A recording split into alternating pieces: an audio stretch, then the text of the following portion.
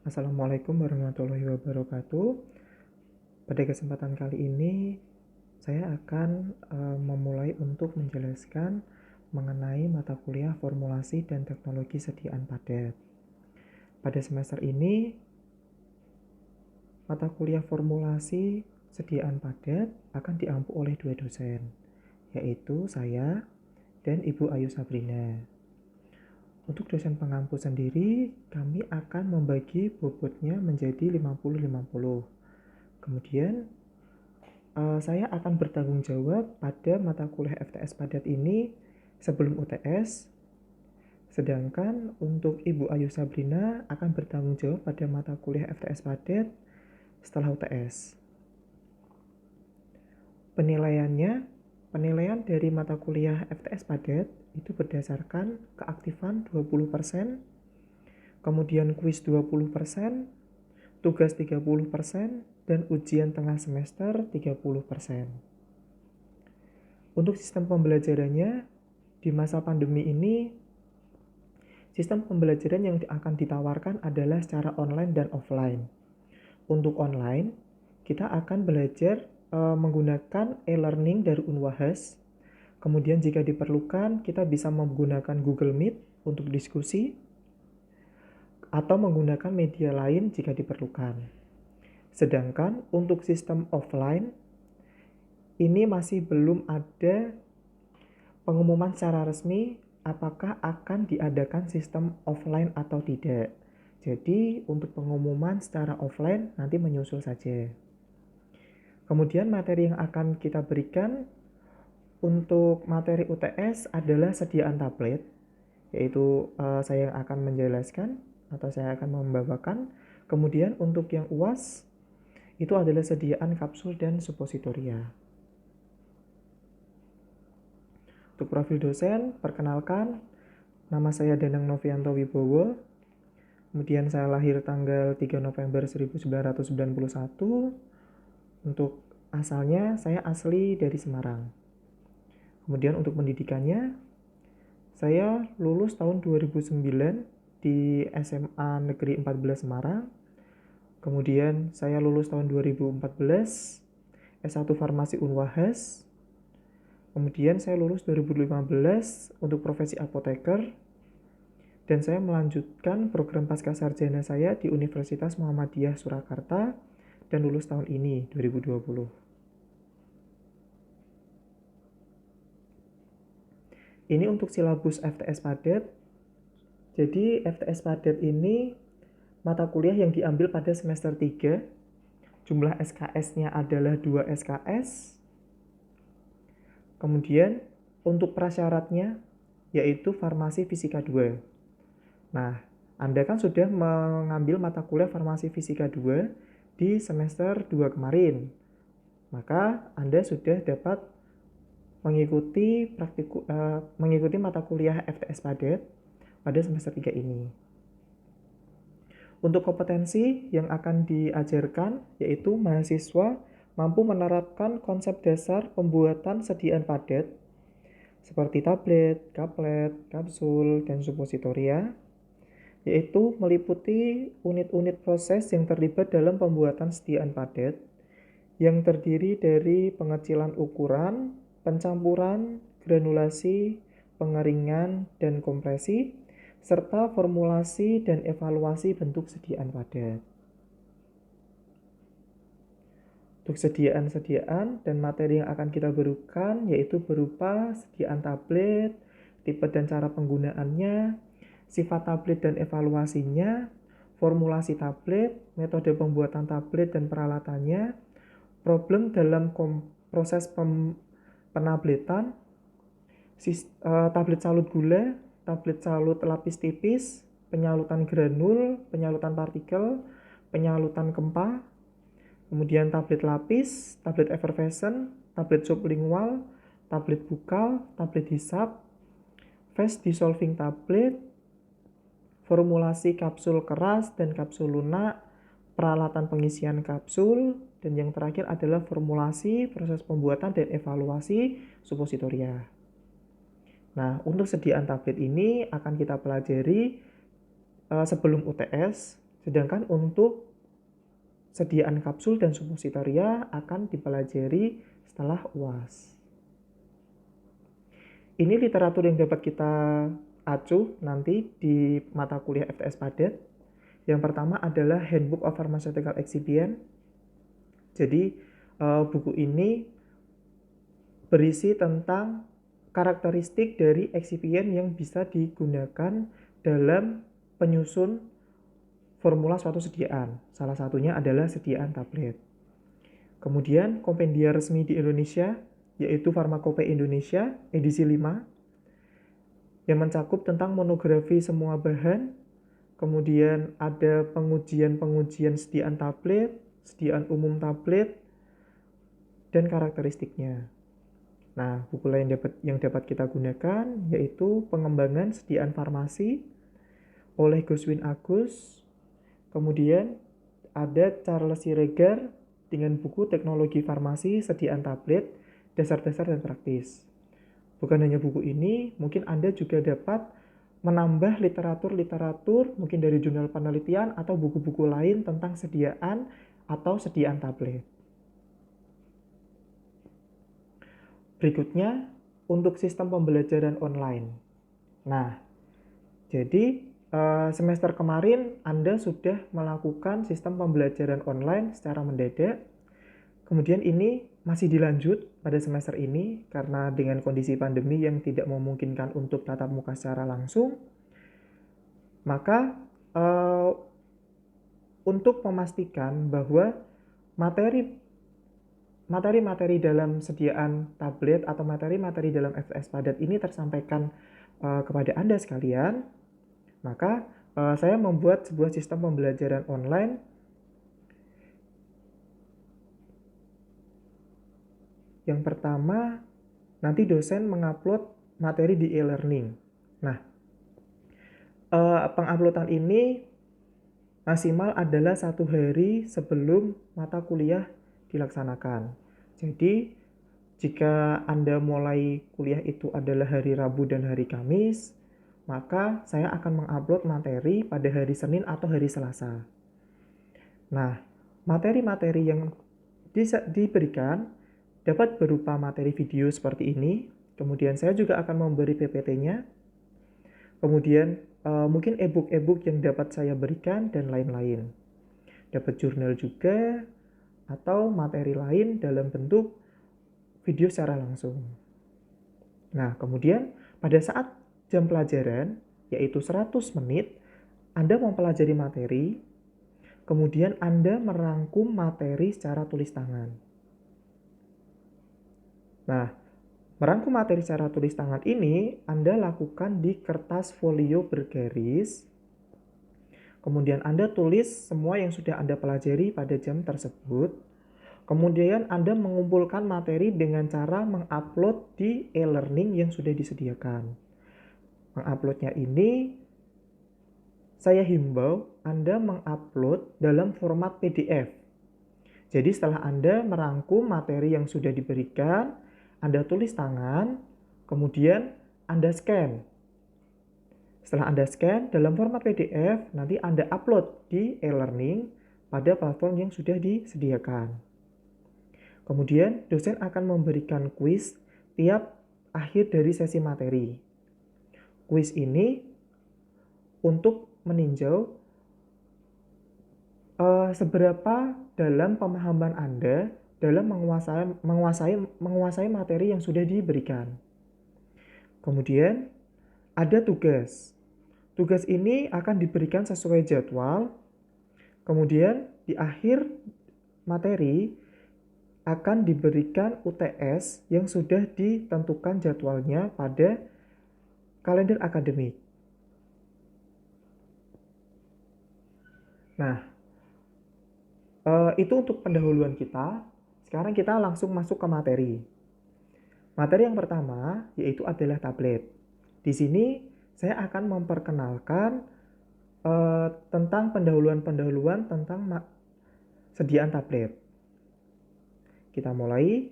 Jadi, menurut Pharmacopeia Indonesia edisi 5, tablet adalah sediaan padat yang mengandung bahan obat dengan atau tanpa pengisi. Sehingga definisi tablet sendiri yaitu bentuk sediaan solid atau padat yang mengandung satu atau lebih zat aktif. Jadi di sini zat aktif pada sediaan tablet itu bisa lebih dari satu. Bisa 1, 2, atau 3 macam zat aktif. Contoh, pada tablet paracetamol. Nah, di situ hanya terdapat satu zat aktif. Tetapi pada tablet obat flu, di situ lebih dari satu zat aktif.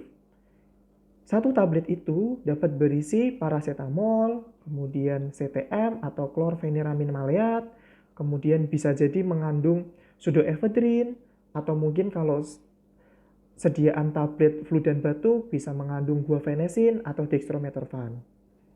Nah, sediaan tablet itu juga dapat mengandung atau tanpa eksipien.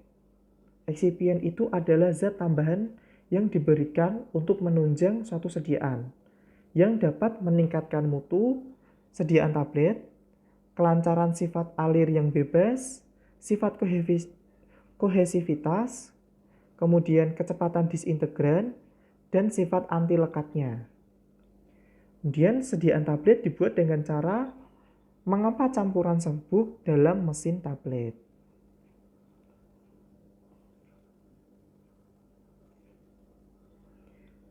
Nah, untuk sediaan tablet sendiri, jadi tablet itu mempunyai dua aksi.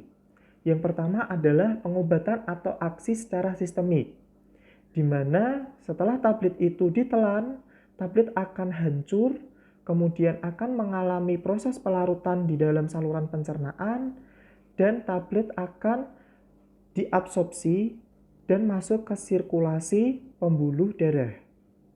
Itu adalah pengobatan atau aksi tablet secara sistemik. Sedangkan untuk pengobatan atau aksi secara lokal itu dapat di mulut saja, kemudian di gastrointestinal, ataupun di dalam usus.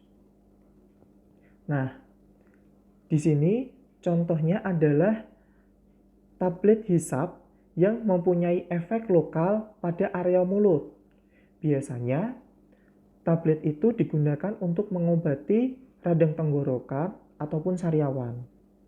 Kemudian, tablet yang langsung ke dalam lambung. Dengan efek lokal, itu contohnya adalah tablet antasida. Untuk tablet antasida itu memang diinginkan efek yang lokal, yaitu dapat menetralkan asam lambung. Atau obat cacing. Anda pasti sering menemui merek-merek obat anti cacing yang digunakan untuk membunuh parasit-parasit yang ada di saluran pencernaan. Nah, obat cacing ini tidak diabsorpsi atau tidak mengalami aksi secara sistemik. Jadi obat cacing ini mengalami aksi lokal di dalam usus.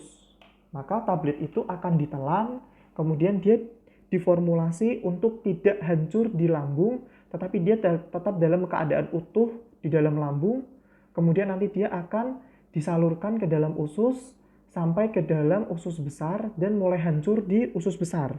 Nah, di usus besar itu, zat aktifnya akan keluar dari tablet, kemudian dapat membunuh cacing yang ada di dalam usus besar. Ini, untuk tablet sistemik atau obat yang dilepas secara sistemik, itu obat akan mulai larut dalam saliva atau dalam ludah. Kemudian, atau obat lepas di lambung atau di stomach. Kemudian diabsorpsi ke dalam sirkulasi sistemik hingga sampai ke tempat aksi yang diinginkan. Nah, kemudian obat tablet yang digunakan secara oral itu dapat ditelan, kemudian dapat dikunyah, atau dilarutkan dulu sebelum diminum, dan dapat tinggal agak lama di mulut atau tablet hisap ataupun tablet sublingual. Nah, jadi itu tadi macam-macam tablet ya. Kemudian kita lanjut. Jadi ini tablet, itu ada tablet konvensional, jadi tablet yang sering Anda temui, Anda telan, kemudian baru hancur di dalam saluran pencernaan. Kemudian ada tablet sublingual. Tablet sublingual ini yang dikonsumsi dengan cara meletakkan tablet di bawah lidah. Kemudian tablet akan melarut pelan-pelan dan mencapai efeknya. Kemudian tablet bukal ini tablet yang diselipkan di antara rongga mulut dan gigi.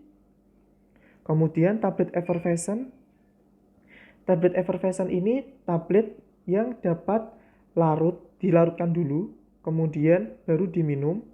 Dan uniknya tablet effervescent ini akan terjadi reaksi antara asam dengan bikarbonat yang menghasilkan gas CO2 yang memiliki sensasi rasa yang segar. Kemudian tablet kunyah. Contoh tablet kunyah di sini adalah tablet antasida atau tablet obat MAH yang sering Anda gunakan. Nah, itu dapat bukan langsung ditelan, tetapi harus dikunyah dulu, kemudian baru ditelan. Kemudian tablet lepas lambat dan tablet hisap.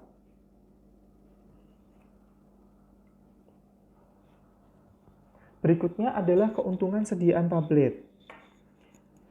Sediaan tablet ini keuntungannya rasa obat yang pahit atau tidak menyenangkan dibuat agar dapat diterima. Nah, untuk tablet dengan konsumsi yang langsung ditelan, itu rasa obat yang pahit dapat dihindari dibanding dengan sediaan yang lain. Kemudian, kemudahan pemberian dosis yang akurat. Nah, tablet ini kan digunakan pada satu macam dosis. Contoh, tablet paracetamol 500 mg. Nah, maka dosisnya ini hanya satu. Berbeda dengan sediaan sirup yang kita harus melakukan pengukuran berapa mili yang harus diminum untuk mencapai dosis tersebut. Kemudian, kontak langsung antara dua atau lebih zat yang inkompatibel itu dapat dicegah dengan membuat tablet berlapis. Anda pernah melihat nggak tablet yang bentuknya itu berlapis-lapis dengan warna yang berbeda? Contoh, pada lapisan atas itu berwarna putih dan lapisan kedua itu berwarna kuning, mungkin lapisan ketiga juga berwarna putih lagi. Nah, tablet yang berlapis itu memang didesain karena ada satu atau dua zat aktif yang inkompatibel tetapi harus diberikan secara bersamaan. Maka tablet dapat didesain menggunakan tablet berlapis agar dua zat yang inkompatibel itu tidak bertemu. Kemudian tablet tidak mengandung alkohol karena ini termasuk sediaan padat, jadi tidak perlu dilarutkan dengan alkohol terlebih dahulu, berbeda dengan sediaan eliksir yang harus dilarutkan dalam alkohol. Kemudian kandungan tablet dapat segera disesuaikan dalam berbagai dosis zat aktif. Jadi saat memproduksi tablet, contohnya ada berbagai macam dosis. Contoh, tablet amlodipin 5 mg, tablet amlodipin 10 mg. Nah, di situ saat pasien membutuhkan tablet 5 mg, maka pasien dapat langsung mengkonsumsi tablet amlodipin 5 mg. Tetapi saat pasien membutuhkan tablet 10 mg, tidak perlu menggunakan tablet amlodipin 5 mg untuk 2 tablet diminum secara langsung. Tetapi pasien dapat untuk mengkonsumsi tablet 10 mg. Kemudian, tablet itu mudah dibawa, bentuknya itu kompak atau padat, stabilitasnya memadai, lebih ekonomis dibanding sediaan lain, kemudian mudah diberikan. Jadi itu adalah keuntungan-keuntungan dari sediaan tablet. Kemudian, kriteria umum dalam mendesain sediaan tablet. Jadi, untuk kriteria umumnya, tablet itu harus disolusi obatnya itu optimal sesuai dengan ketentuan ataupun spesifikasi pada farmakope. Jadi kalau Anda melihat farmakope, mungkin salah satu monografi bahannya di situ ada disolusi tablet. Nah, di situ sudah ada ketentuannya berapa persen zat aktif yang harus larut pada waktu tertentu. Kemudian, ketersediaan hayati dan keseragaman kandungan obat dalam setiap takaran. Nah, tablet itu harus memiliki ketersediaan hayati yang sesuai.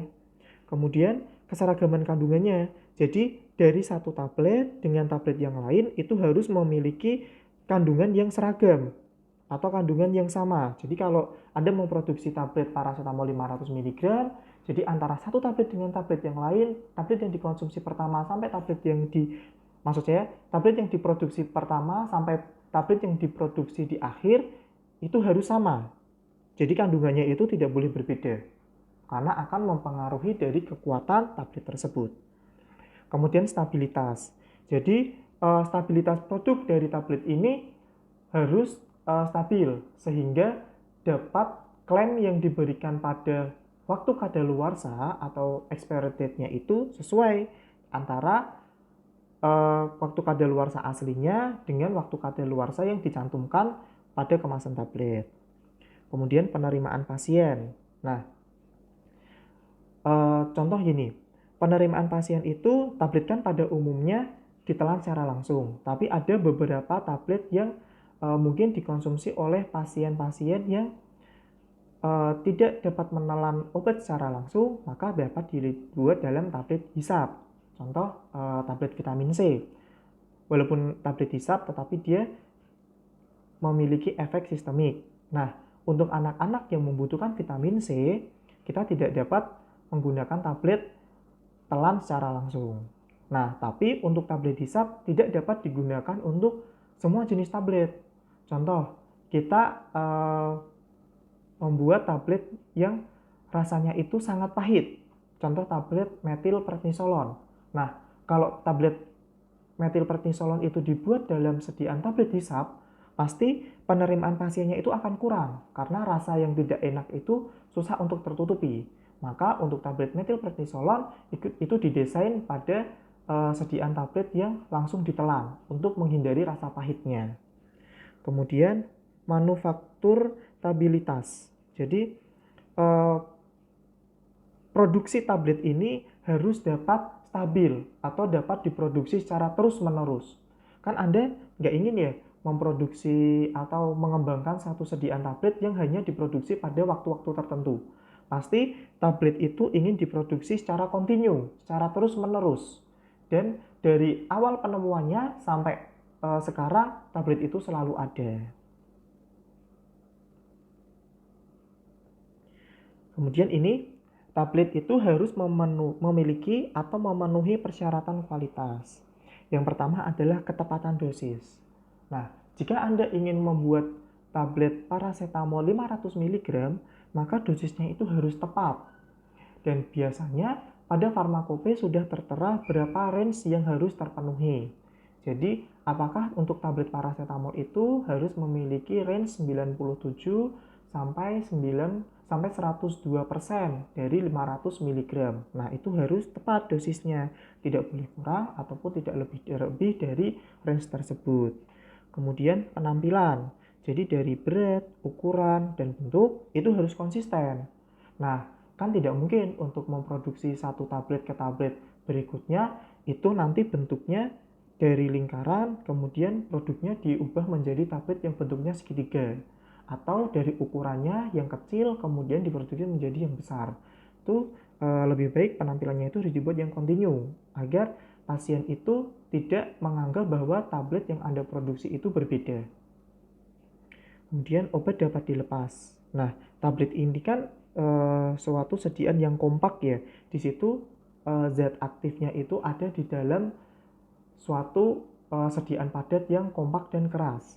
Nah, walaupun dia keras, tapi obatnya itu harus dapat terlepas dari sediaan tablet tersebut. Kemudian biokompatibel.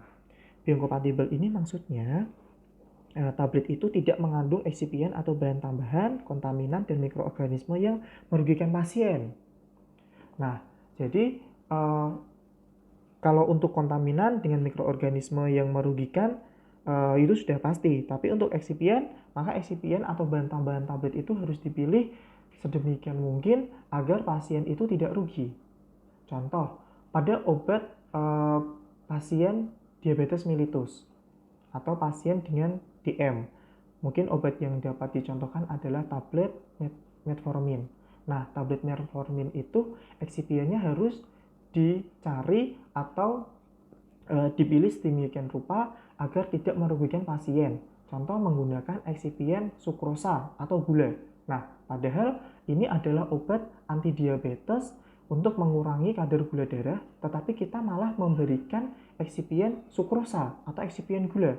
Nah, di situ yang kita maksud tidak biokompatibel. Maka kita harus memilih eksipien yang lain yang bisa digunakan. Kemudian, tablet itu harus cukup keras dan kuat.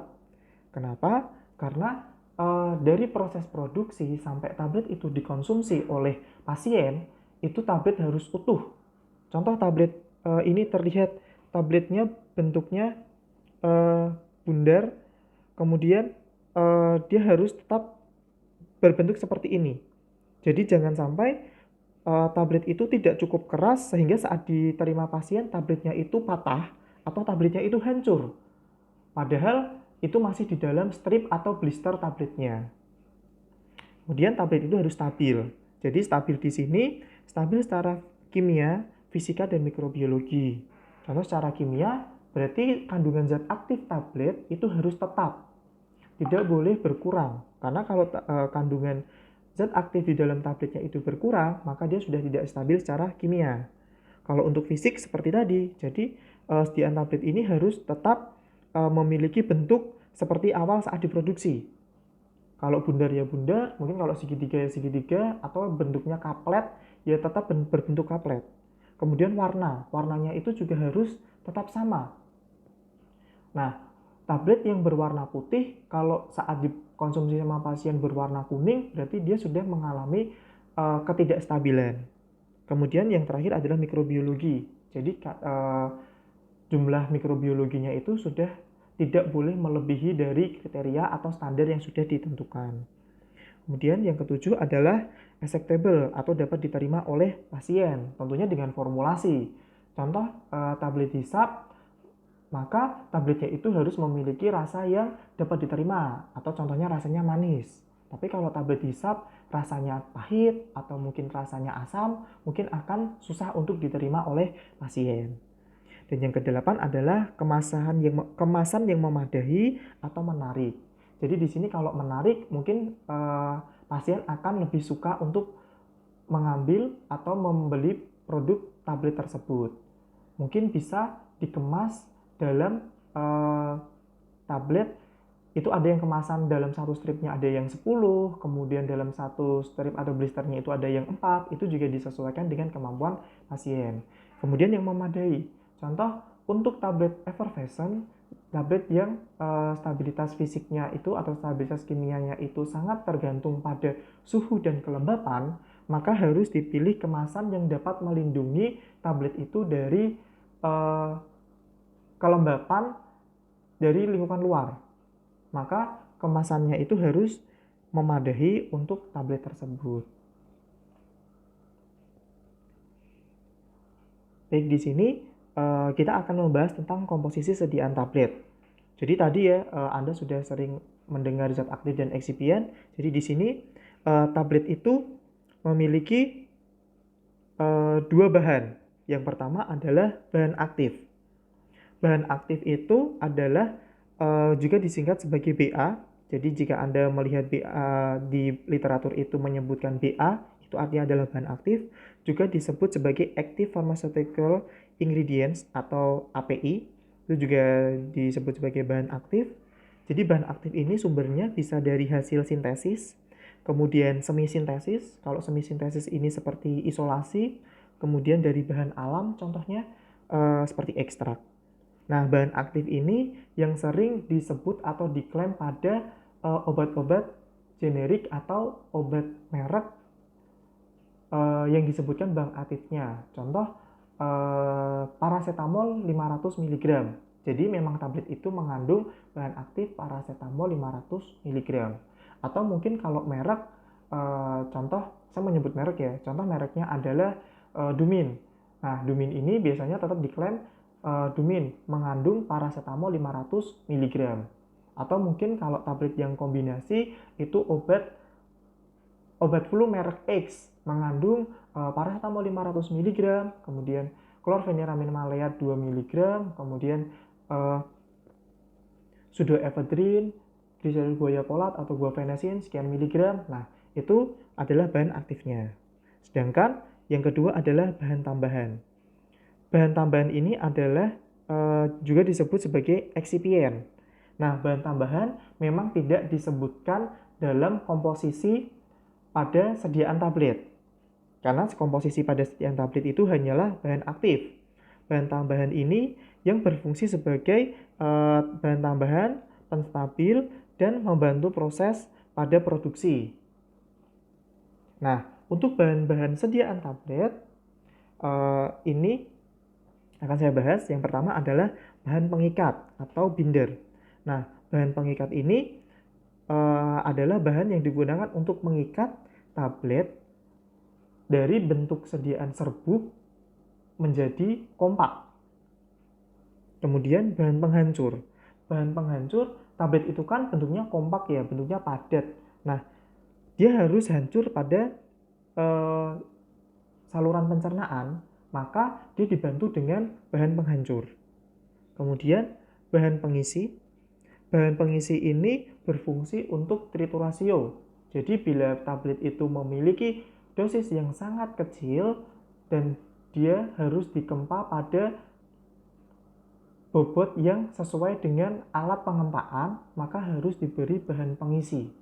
Contoh, tablet dexamethasone 0,5 mg. Nah, 0,5 mg itu kan sangat kecil. Padahal untuk pengempaan sediaan tablet itu minimal sekitar 100 mg. Dari 0,5 mg ke 100 mg itu harus diberi bahan pengisi agar bobot satu tabletnya itu terpenuhi. Kemudian ada pelincir atau lubrikan dan ada gliden. Jadi pelincir ini seperti namanya, jadi agar tablet ini mengalir dengan baik. Sedangkan gliden, pelincir agar tablet mengalir dengan baik dan tidak lekat pada alat pengempaan. Sedangkan gliden dia berfungsi untuk agar partikel-partikel tablet ini tidak saling menempel pada saat pengaliran dari tablet. Kemudian jika diperlukan, tablet ini mengandung pewarna dan lak. Nah, untuk metode pembuatan tablet sendiri, itu untuk tablet kempa ada 3 maksud saya. Yang pertama adalah kempa langsung atau tablet yang dikempa secara langsung. Kemudian ada metode pembuatan tablet granulasi basah dan metode pembuatan tablet granulasi kering. Nah, untuk semua materi-materi tersebut nanti akan kita pelajari selama setengah semester ini untuk lebih jelasnya. Sekian dari saya. Wassalamualaikum warahmatullahi wabarakatuh.